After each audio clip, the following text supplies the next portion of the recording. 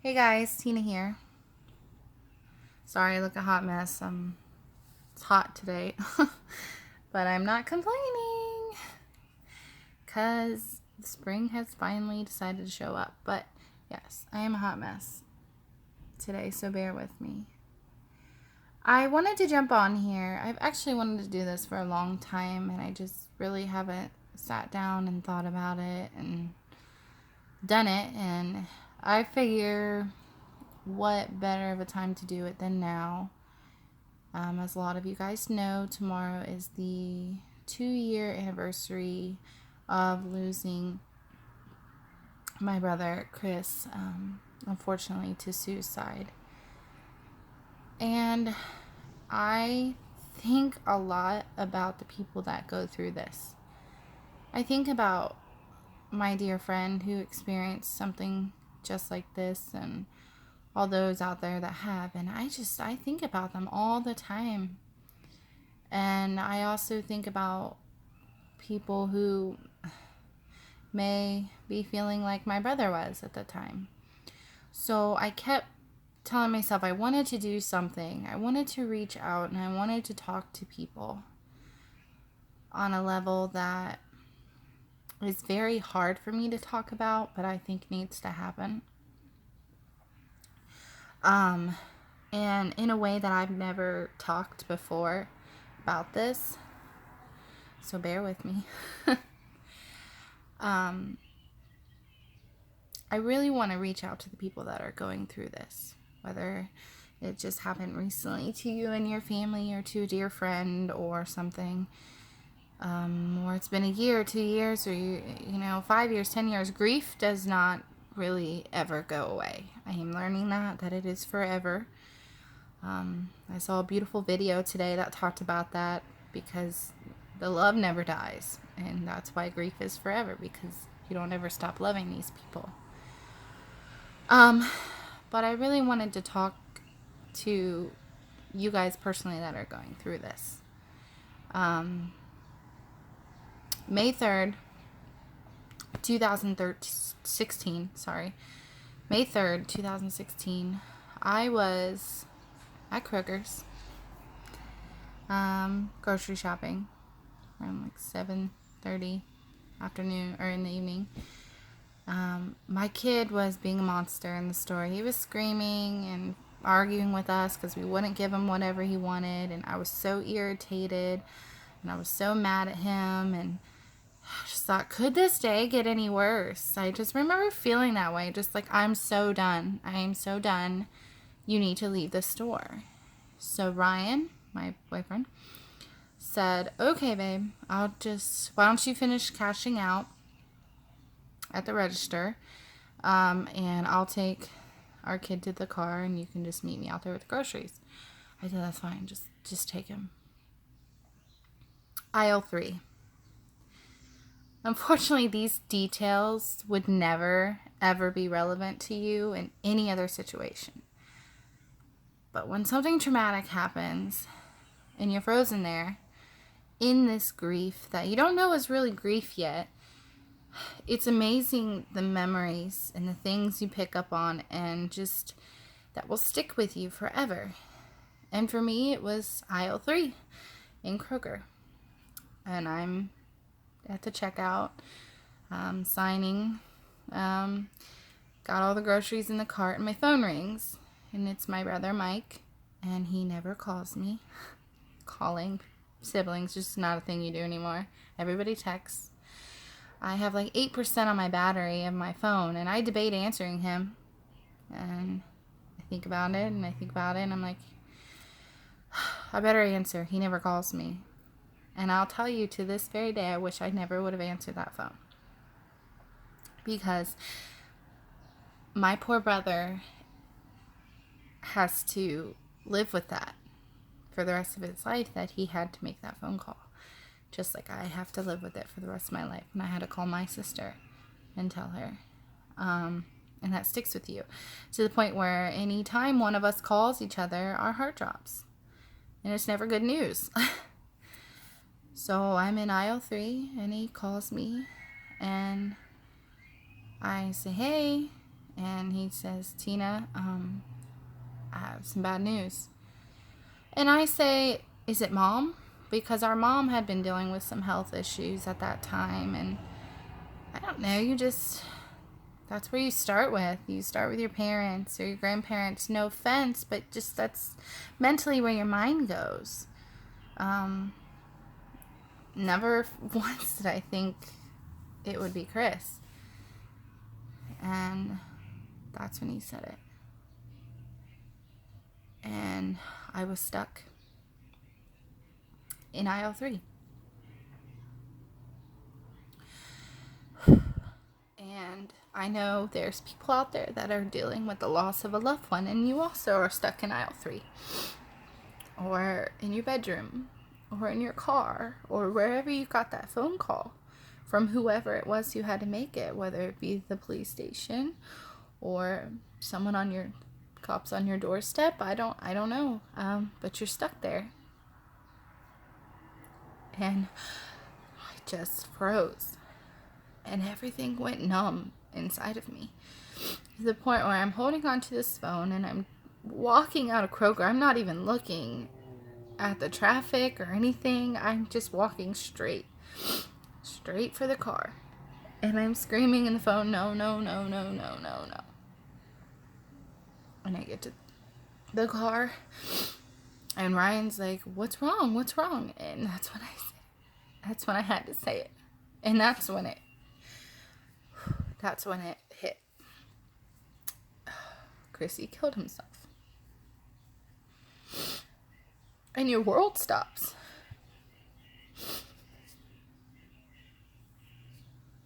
And it becomes real.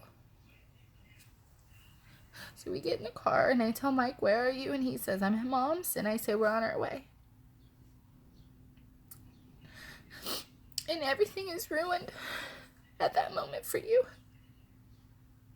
The drive to my mom's was forever ruined. I remember sitting in the passenger seat and I was just staring at the road out my window thinking I just need to open the door. I need to open the door and I need to jump out because I can't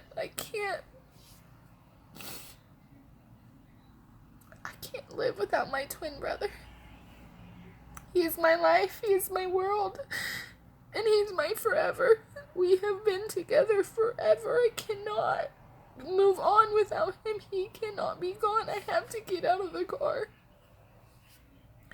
And I remember my other hand holding onto the seatbelt the whole time.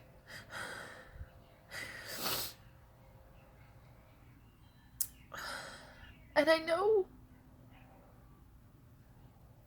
that those of you who have lost someone or going through this know exactly what I'm talking about. You play it like a broken record every morning when you wake up because you still don't believe it. You still don't think it's true. And you have to physically, mentally go through it all over again. I did that every day for at least a year. I would wake up and have to walk myself back through aisle 3.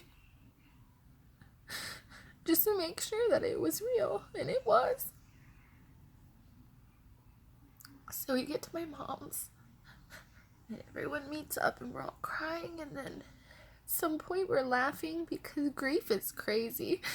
It is very dark at times, and it's cynical, and it's just, I find us laughing through it at some point, telling stories, because at that point you're numb. You feel nothing. Yeah, you're sad, you're angry, you're confused, especially with suicide. There's just so much unknown that you're dealing with. We go home, and I lay in bed, and that's when I start to feel that loneliness. And then tomorrow, the next day, starts what I like to call just the management of it. You go into work mode. And by that I mean funerals to me are just so strange. You go into work mode. Suddenly you're planning everything. You're doing this. You're calling people. It's so fast. it's so fast, and then the next thing you know, there's a showing, and you're not really there for it. You're not really alert for it. Everyone's walking up to you, and I hate it because you will always remember everyone who showed up. You will always remember, and while that's a beautiful thing in many ways, it also sucks. And then the funeral ends, and everyone goes back to normal. Everyone goes back to their life, and then there's those people that tell you, if you need anything, I'm there for you, but they're not. And that's okay. They were there in that moment. That's okay. You have to know that is okay. Because for a long time, I got angry with people because I couldn't understand why these people that used to be such a big part of my life, my brother's life, could just be temporary. But I have to understand that people grieve differently, and people make sense of things differently, and that's hard when you're in this internal struggle with yourself, to look out and take a perception of someone else and how they're feeling. It's extremely hard. And then the grief really sets in. And every day is like getting on a roller coaster with a blindfold on. And you don't know what kind of coaster ride you're going to be on. It could be a nice, smooth one, couple bumps, hills along the way. Or it's the one that sends you back to aisle 3 and you're starting all over again. And people don't get that. People move on and you're still starting all over again. Like, you get so far and then it's like Groundhog Day. You're stuck. And I feel like I'm rambling on in this video, but I really want to reach out to people because I know there's a lot of you out there that have been through this or are grieving a loved one and you're wondering if you're going completely crazy. Well, you're not. You are not alone. And that is something that I have learned through all of this. And it's something that I really wish that I could have brought to attention to Chris more, as I deal a lot with that guilt of him reaching out to me early on about his problems. And if someone reaches out to you, do not doubt them. Do not play it off as something else. If someone is reaching out to you, listen and help them in whatever way you can. There is always a way to help, and I'm so sorry I'm a mess. There is always some way that you can help, and if you can't, reach out to someone else. I know everyone's so afraid of sharing too much of someone's business, but in these kind of situations, you just don't know. And you're trying to be respectful to that person. I get that, but you don't know. And to the people that are going through this grief, and I'm telling you, 2 years in, I still fall apart. I still have a hard time when I walk into that store. Little things just freeze you up. The smell of someone's cologne brings you back. Just little things. Driving down that road that I had to drive to get to my mom's. That stupid funeral home that sits across the street from my apartment where I had to watch my brother go and then my mom go. I'm telling you, every day is a trial. I'm sorry. Every day is a trial of your strength, I swear. And some days I don't think I make it, but I do. And I told myself from the beginning, I don't know how I'm supposed to live without him, and yet here I am. Here I am. So I'm living proof if you need that. If you're tired of the people telling you that it'll get better. If you're tired of the people telling you that it takes time. Time will heal all wounds. Well, I'm telling you right now, they won't heal at all, but you will heal. In time, in your own time, and it can take a lifetime, I don't know, but I'm still here. I'm not alone. And I know this is very hard for some of you. I know some of you maybe have jumped on to hear the whole story of what happened to Chris, and I'm not here to give all that. not here. Because the pieces won't put it all together for you. I promise you, I tried to put every single piece that I could together. And it's still not there. It never will be. And I have to live with that. With suicide, it will never be like that. With losing someone unexpectedly, it still will never be like that. So, I'm a hot mess. I'm so sorry.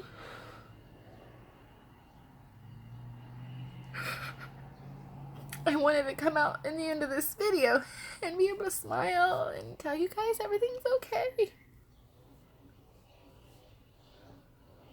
But it is.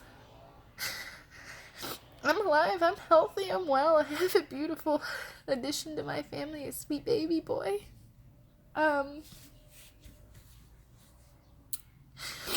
Just dealing with a lot. But I'm still here. And you're still here. And you're not alone. And if you ever feel alone, please reach out to somebody. Because you are so special and you are so important, and this world has so much to give you. And this world needs you so much. And I don't want any of the people that love you to experience this. Because it is heartbreaking. It is so incredibly hard. And while part of me is so happy that my brother is no longer sick and sad anymore, I miss him so much, and I wish he was here every day. I would take him any which way I could have him. I just wish he was here. And I don't want anyone to have to go through that. And if you think that your life doesn't matter, that's not true. It matters so much. So I have to get off of here. I'm a mess, but my wish for everyone at the end of this video is call somebody. Maybe don't call them, because if you guys don't call and text, you might freak them out. But text somebody that you haven't talked to in a while. Ask them how they are. Not ask them if they finished school. Sorry, they're mowing the lawns outside. Don't ask them if they've graduated college, if they're married, whatever. No one cares about that shit. Ask them if they're happy. Ask them if they're happy. And I promise you, you'll get more out of that conversation than asking them what they've accomplished. We focus so much on what we've accomplished in life that no one ever asks you if you're happy. We all saw the smiles and the laughter that my brother had, but if you ever asked him if he was happy, you would know the things that he had been through in the stories.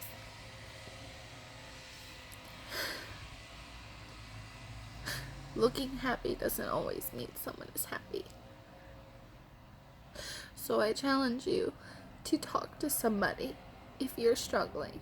And I challenge you to be a voice or an ear for someone who is struggling. And to reach out and to reconnect and make sure that the people that you love know that you love them and that you need them in life. Everyone deserves to know that they are loved. And some people in this life need to hear it a little bit more than others, and that's okay. Don't ever think that you need to justify your reason or your needs for affection. Don't. Everyone's been through something. So I'm going to get off of here. I know it's a long video, but I just had a lot to say. I love all of you so much. I know this day is going to be hard tomorrow for a lot of us. But we're going to get through it, because we're not alone. Nobody's alone, right? Okay. Go out and love somebody today, okay? And make sure you know that you are loved too.